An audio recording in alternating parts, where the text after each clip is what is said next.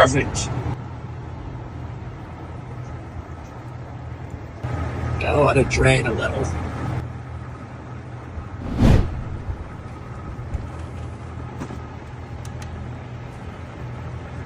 Well, that was a nice video. RFK, deep frying turkey and beef tallow. Loved it, and it looks really delicious, although I hate turkey.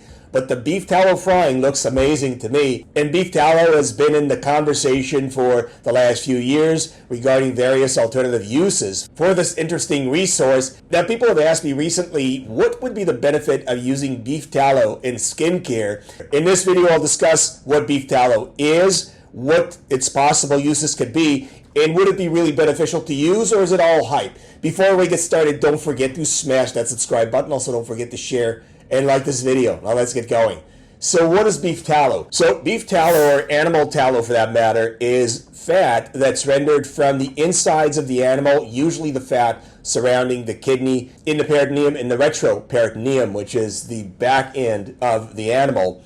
Now, beef tallow has been around since the beginning of time. People have been purifying it from cattle and from livestock generally, and it's been used throughout the generations for many various applications, specifically cooking, soap making, and also skincare as a body balm specifically. Now, when we look at beef tallow or any other kind of tallow, you got to ask yourself, what does it contain? And what would be the purpose of using it? So the one purpose that I could see for beef tallow being used in skincare and soap making has been traditionally utilizing animal fat. There's nothing new about that. But beef tallow for the application of moisturizing the skin, meaning providing either one of the three functions, occlusion, emollients, and humectancy. These three functions should be considered when looking at an application of a specific compound or a resource for skincare. So let's take a look at the makeup of beef tallow, for example. So beef tallow, for example, is known to be rich in fatty acid, in triglycerides, in cholesterols, and then there's the fat-soluble vitamins such as vitamin A, D, E, and K.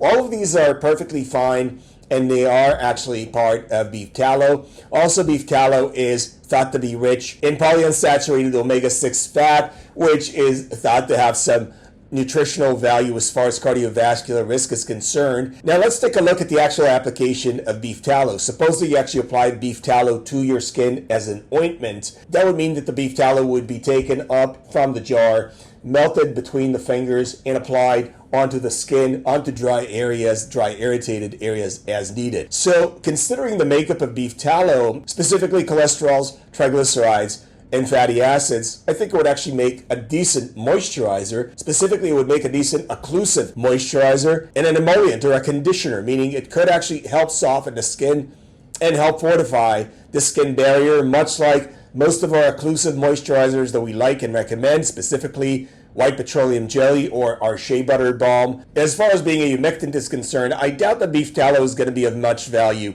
in that regard because it is a lipophilic compound or a lipophilic resource, meaning it's not going to draw up much water but actually reject and repel water from wherever it's found. So I don't think it's going to work very well as a humectant, but I expect it to work very well as an occlusive and as a conditioner to the skin. That being said, there isn't a whole lot of scientific evidence that supports the use of beef tallow. That being said, I don't really see a lot of scientific evidence being provided by the institutions for the use of beef tallow because it is cheap and affordable and it's found everywhere and anybody can use it. It can't be really patented in a meaningful way. So I don't think there's a whole lot of money in research to prove that beef tallow would actually work. There's probably going to be some fringe studies here and there by people who are going to take it on as pet projects. And ultimately, it is up to you and a couple of zealots to try beef tallow out and see if it actually works for them. And I think it's a completely decent thing to try out. I don't see any reason not to try it out, just like I wouldn't mind trying any other animal-derived resource from an animal that's clearly been around for generations with humans.